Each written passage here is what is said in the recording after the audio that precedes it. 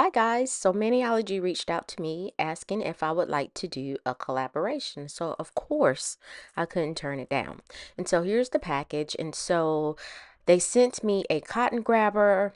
I was able to pick out a polish trio set.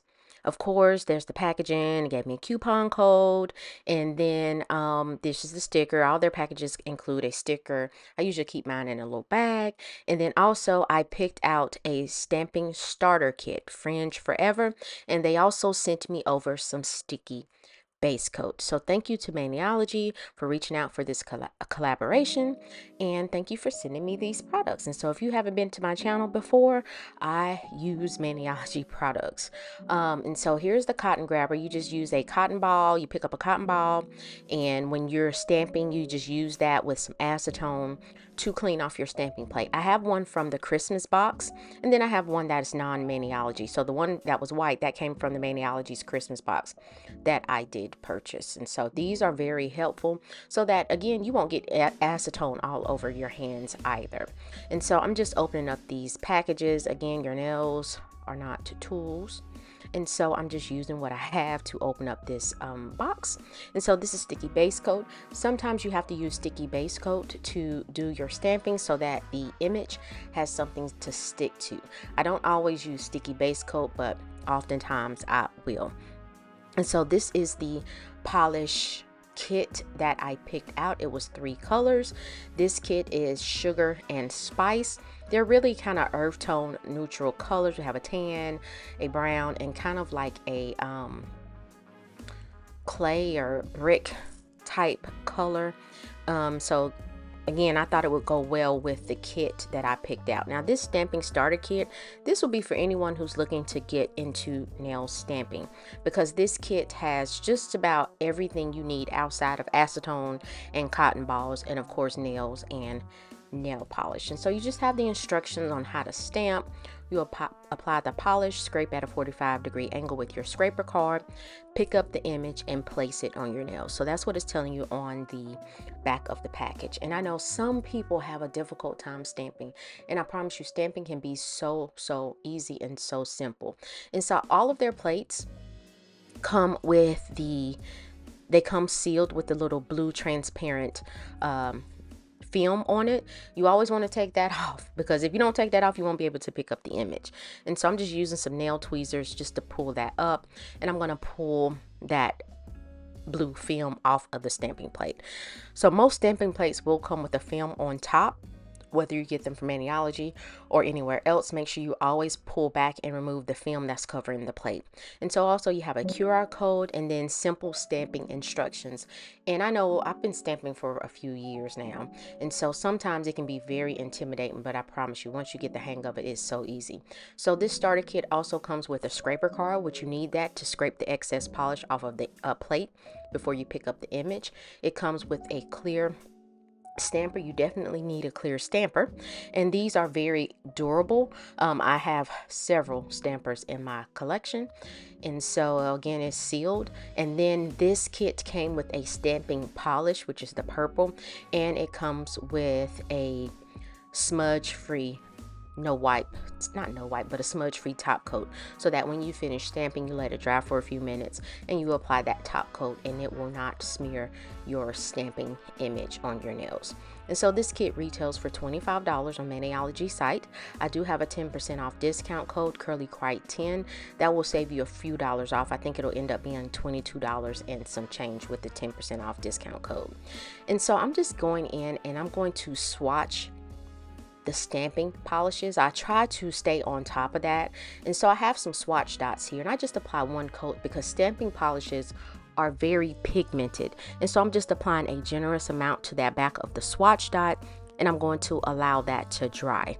While that's drying, the swatch dots, oh, here we go, I'm going to swatch the image on top of the lid. And so I'm just applying that, and because it'll show you what the color will look like against a lighter color such as a white or something lighter versus black. And so that stamps right on there. I didn't apply any type of sticky base coat, but if you ever have problems getting the image to stick to the top of the swatch sticker, you can apply sticky base coat and it will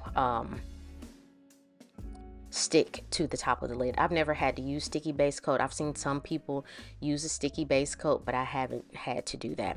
And so I don't like that the polish is on the lid. I want it just to be on the sticker. So I go in with a Q-tip and some acetone, and I just clean up the rim or the black part of the lid, because I don't want that polish all on my lid like that. I know it's kind of weird, but whatever works. Do what's best for you. I do what I like. So I'm just cleaning that up. And then I'm just giving, and also I'm giving time for those swatch dots to dry so that I can place them on top of the lid.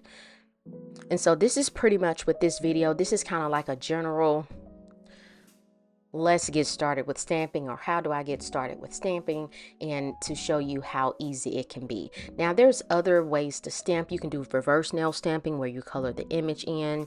You can do stamping where you remove part of the image and do multicolors. You can do ombre stamping, but this video is just a very simple, let's get started with nail stamping. What do you need? Let's go ahead and get into it. And so I'm just cleaning my plate with a cotton pad and pure acetone. So here the swatch dots have dried. I'm just using the little stickers that come with it. I used to hot glue them on, but the stickers work. It's just sometimes it's just a bear to get the paper backing off of there. And so I should have just pulled the swatch dots off first, but I was trying to get that off, having a hard time, and I was just like, ugh. Sometimes trying to remove the paper backing from the actual adhesive itself can be a little tedious. So you want to be careful of that, because you don't want to end up picking the polish off of the swatch dot. And I've also used these stamping polishes to polish my regular nails because they're highly pigmented. Typically you only need one coat. And so I should have took the swatch dot off, and so what happened was it came off. And so wherever you put the swatch dot, if that's not where you want it to go, it will pull the polish off of that swatch sticker on top. And so I just put that back in place, and then I'm going to go ahead and place the other swatch dots. Plus, depending upon how you store your stamping polishes, if you store them kind of in a container where you can just see the top, that will help you easily identify. But I have my polishes on like a little polish carousel that's on the ground. It has wheels, and I just turn it, but that thing is overflowing, and I need another one, and they don't sell it anymore. And so in another video I did show how I store my stamping polishes, and I forget what video that's in. And so I'm just showing you, I forgot the name of this kit when I was recording. I didn't realize the name was on the front. And so that's the Sugar and Spice Trio stamping set. And so I'm just showing you here my plates. I've been receiving the Maniology subscription box every month. Well, not every month, because I did skip some months in 2019, 2020, and 2021. And so I have them in the Maniology kind of notebooks, or however you want to say, holder notebooks. And so you have 3 per side, is double-sided. And so I just labeled mine with my label maker and put the sticker on the outside, because I place them on a shelf, kind of like a bookshelf, but it's not. And so that way I can easily identify where my plates are located. So this is how I kind of categorize my plates. And so I can see, and then I use that in relation to, or also I use that along with Pinterest. So I keep my nail inventory on my Pinterest board. And so here I have a Maniology board, and I kind of separated with the 𝑀𝒊𝒔𝒉 plates by year. And I also have just one for regular non-subscription plates. And so I labeled the picture with the month and the year that the plate was released in the subscription box. And so I use that and correlate that with the notebook, so that I'm not having to flip through multiple notebooks to try to find the plate that I want to use. And I do have other plates that I use from other companies, and I'm trying to find a way to group those as well. But this is how I do my Maniology plates. That way I don't have to worry about it. And so you can see the month and year here, and I got the wrong notebook here, and so there I can go and find it. This one's not full, it's still going through this year 2025. So as soon as that one fills up, I'll start a new notebook. And then for my non-subscription plates, I have a separate Maniology book that I use, and I buy all these from Maniology. And so this one, I'll label that one non-subscription plates.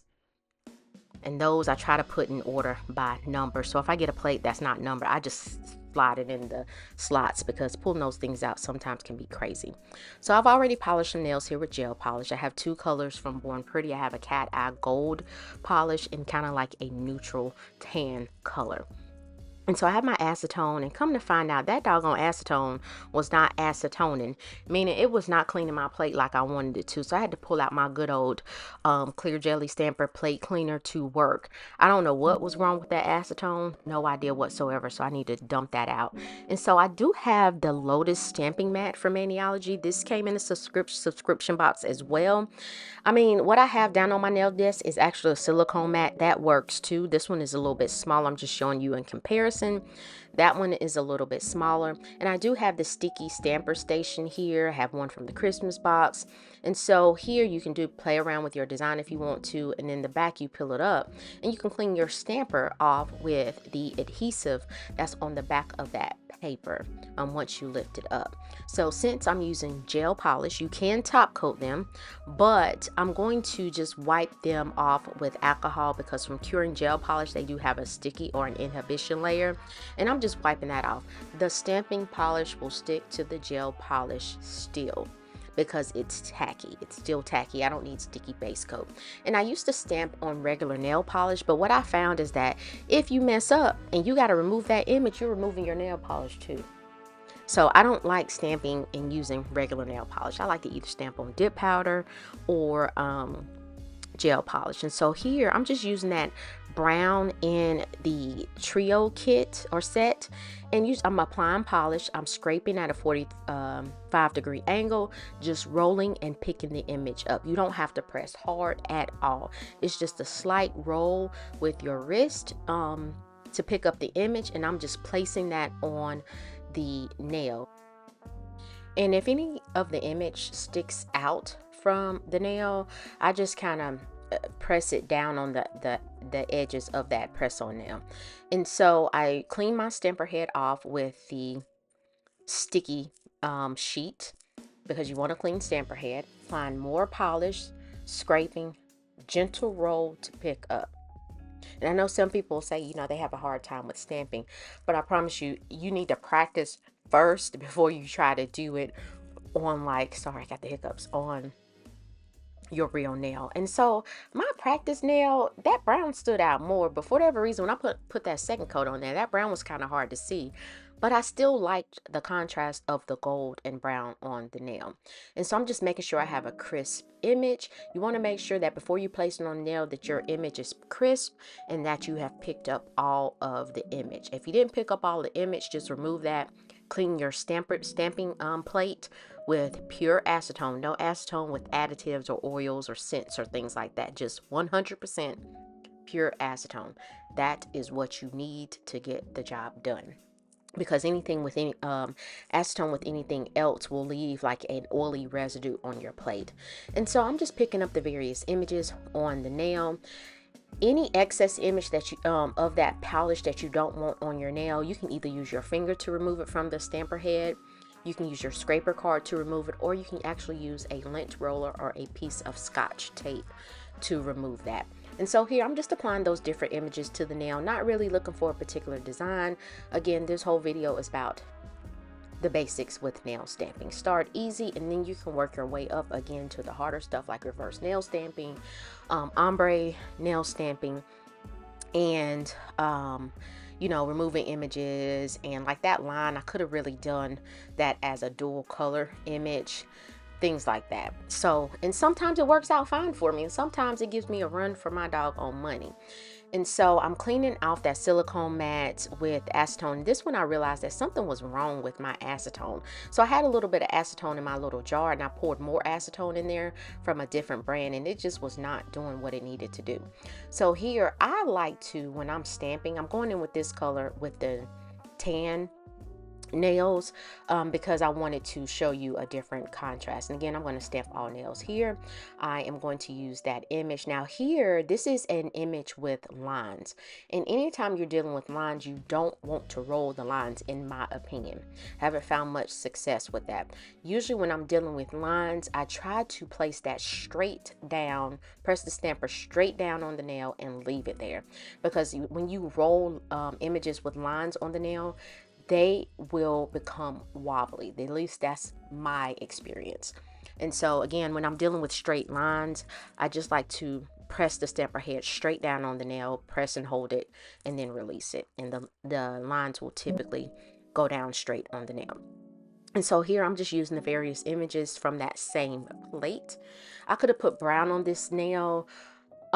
You could do a combination of things. So I just liked it. Now with my thumbnail for this particular color, the image didn't cover the entire nail. And so that's another thing that is kind of like a stamping, you need stamping experience to be able to cover up any gaps left by an image that doesn't fully cover the nail. And so yeah, I could have went in and fixed that on the sides, but I wasn't too worried about it. Again, this video was strictly focused on stamping 101.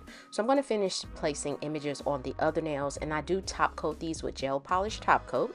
If you were using nail polish, you can use a 𝑻𝒊𝒔𝒉's smudge free top coat, which is a nail polish, to top coat these nails. But I did wait for them to dry maybe about a minute. Stamping polish doesn't take long to dry.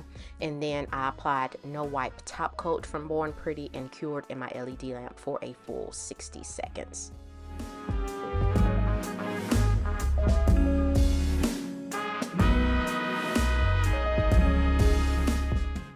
So here are both sets of nails, so you can kind of see the difference. Just one of the colors from the stamping kit was not used. And so I do apply these on my nails with sticky tabs. So here's the right hand.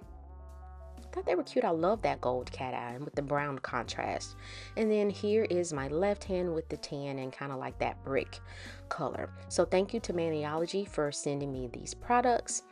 So guys, please like this video if you found value. Leave a comment, let me know what you think about stamping basics and if you've ever tried nail stamping. And subscribe to my channel, it is still free 99. So I appreciate you guys for watching, and I will see you next time.